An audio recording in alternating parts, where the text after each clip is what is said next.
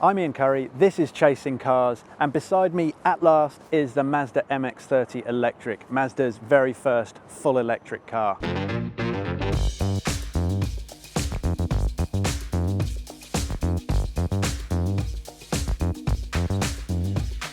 Now in April this year we welcomed the MX-30 mild hybrid, looking very similar in styling but with a more traditional petrol engine.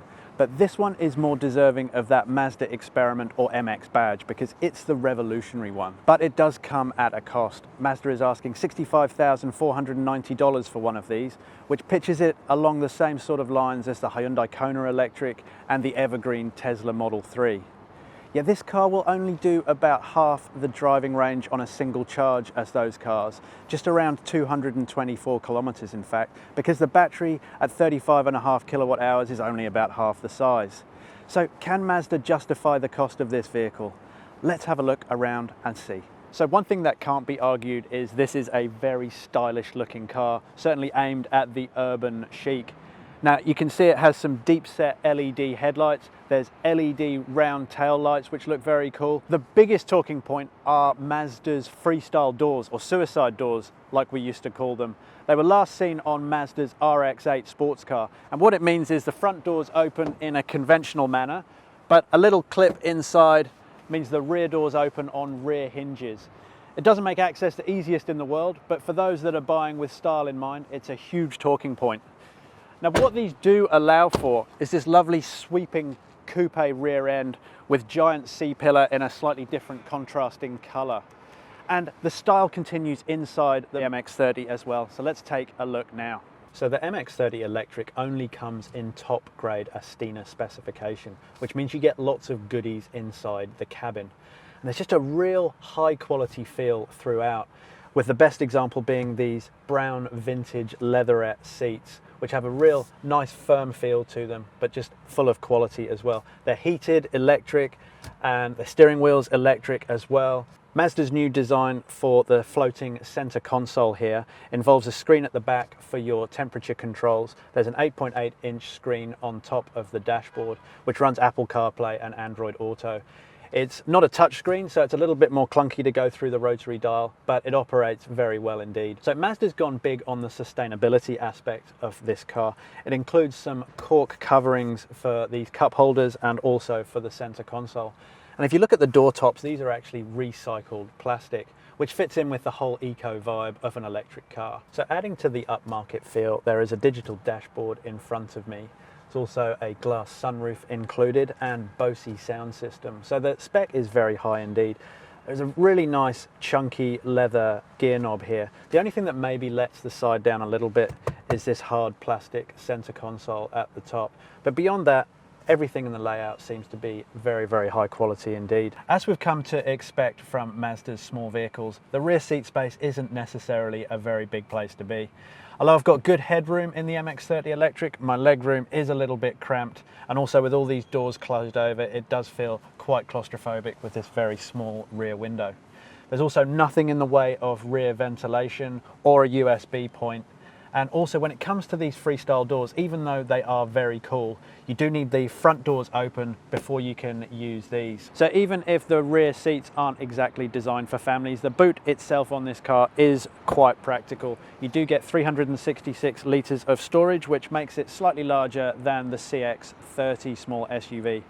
Nothing in the way of a spare wheel underneath this though, or a space saver even. You just have a repair kit for a tyre blowout emergency. There's no way to fold the rear seats either. You have to get inside the car to do that. Okay, let's have a drive of the new MX-30 Electric, see how it goes. So it was about 2 years ago when Mazda first introduced me to this car in its prototype form. And it also introduced to me the philosophy of its well-to-wheel idea, which is basically trying to keep your carbon footprint down from start to finish, not just how this car performs when it's driving around every day.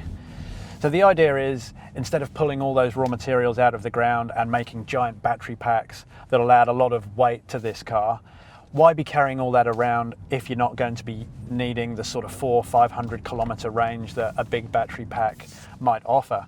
So that's why this car will just do over 200 kilometer range.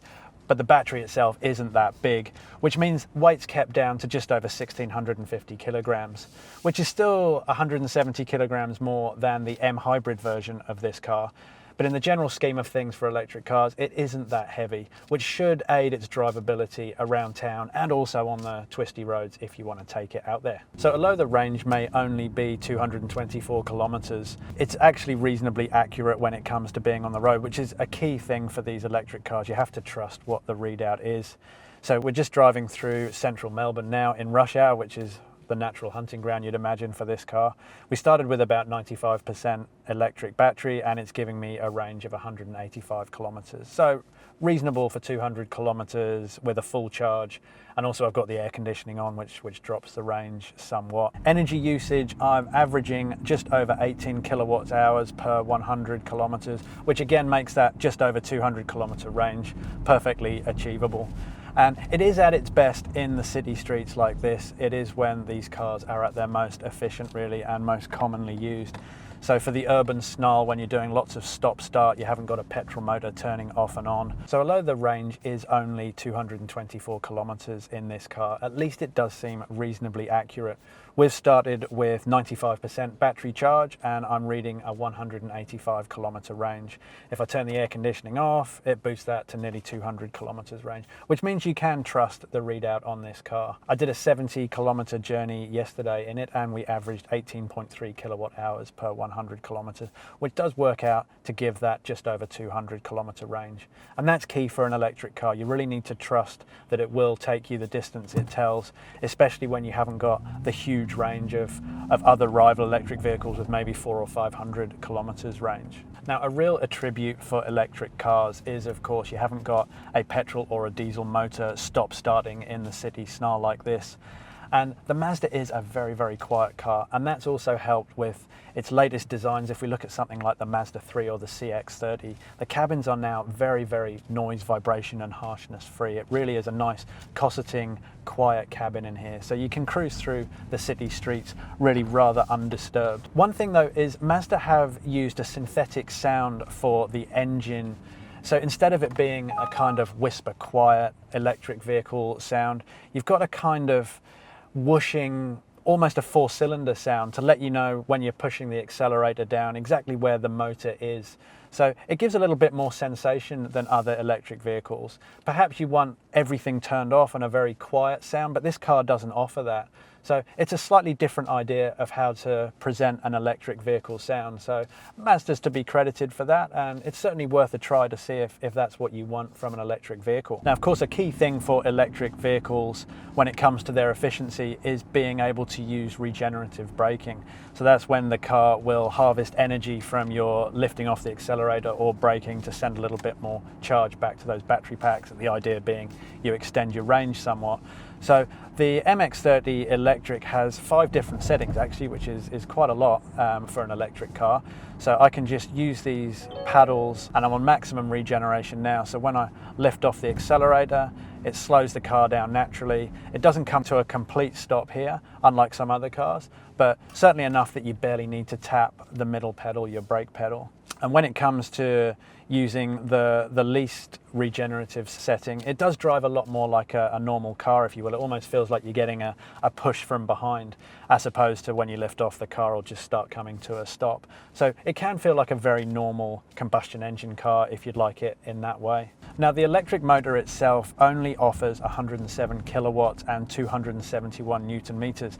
Again, these aren't very high figures for what we've come to expect from electric cars these days. But again, Mazda's gone the pragmatic approach of just making sure everything's not crazy. You're not heading for Tesla Model 3 type of performance here. So it does mean that you're not given a hell of a lot of boost when you pull away, but with that torque you still do get that satisfying instant hit.